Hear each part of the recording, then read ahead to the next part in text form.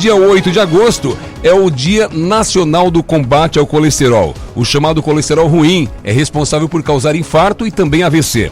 O cardiologista Dr. Ricardo Pereira, do Complexo Provida, falou conosco e diz inicialmente que o colesterol não é uma doença. O colesterol, ele não é doença, ele é um composto, vamos dizer assim, gorduroso que nós produzimos pelo nosso próprio corpo e a gente adquire também em alguns alimentos, na alimentação.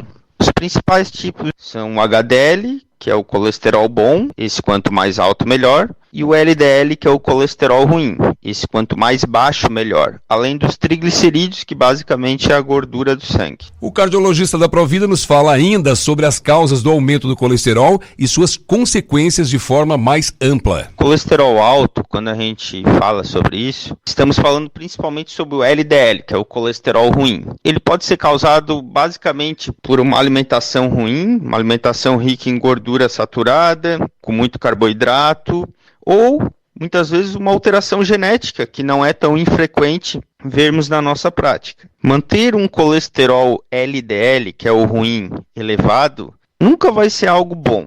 Às vezes vemos algumas pessoas ou até médicos defendendo que colesterol não faz mal à saúde.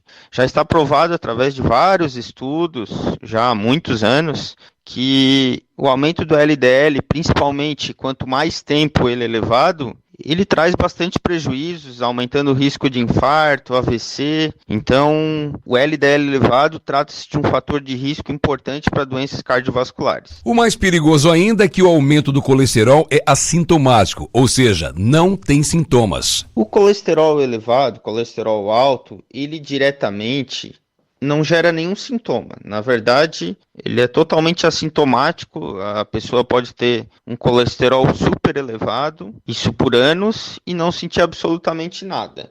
E os principais fatores de risco para que ele se eleve é basicamente o nosso estilo de vida. No caso, um sedentarismo favorece a isso, uma alimentação ruim, com muita gordura, muito carboidrato. Tudo isso causa um aumento significativo aí do nosso colesterol. E a outra parte também é a questão genética, pessoas onde há uma tendência, muitas vezes desde criança, já ter um colesterol elevado. Uma coisa é certa, eu sempre comento isso com meus pacientes, ter um estilo de vida saudável ou mudar um estilo de vida que era ruim para um estilo de vida mais saudável, com uma alimentação mais balanceada, uma prática de exercícios regulares, sempre vai lhe trazer benefícios. Não só em exames, mas na própria qualidade de vida.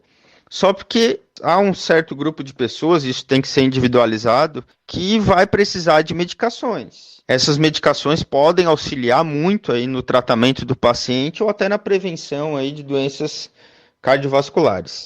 Vale lembrar que não é apenas o aumento do colesterol que provoca doenças cardiovasculares, segundo o cardiologista do Complexo Provida, aqui de Tubarão. O colesterol não é o único culpado para um ataque cardíaco, um infarto. Há outros fatores de risco, como diabetes, o tabagismo, um histórico familiar aí de uma doença cardíaca em homens abaixo de 55 anos e mulheres abaixo de 65 anos, uma hipertensão. São todos outros fatores de risco aí importantes para as doenças cardiovasculares. Outro detalhe importante, o colesterol alto, ele pode ser detectado em pessoas magras, em qualquer idade e não escolhe o sexo, ou seja, homens e mulheres estão propensos a ter o aumento do colesterol. O colesterol elevado, ele pode atingir homens, mulheres, crianças, idosos, então isso não é uma exclusividade de um determinado gênero ou grupo de pessoas. Qualquer pessoa com qualquer idade pode ter um colesterol elevado.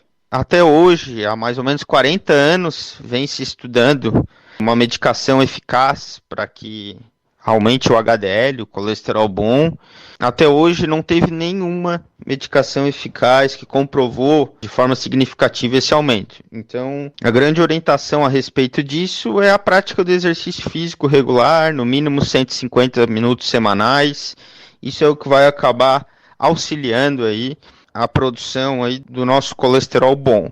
Só porque eu sempre comento para não criar grandes expectativas em ver o aumento no exame com a prática do exercício, porque Muitas vezes, pelos estudos, mostra aí em torno de um aumento de entre 5 a 15% aí com uma prática regular de exercício. Então, faça os exercícios para a sua saúde, não necessariamente para aumentar esse HDL. Acabamos de falar então com o Dr. Ricardo Pereira, do Complexo Provida, falando sobre hoje, dia 8 de agosto, Dia Nacional do Combate ao Colesterol.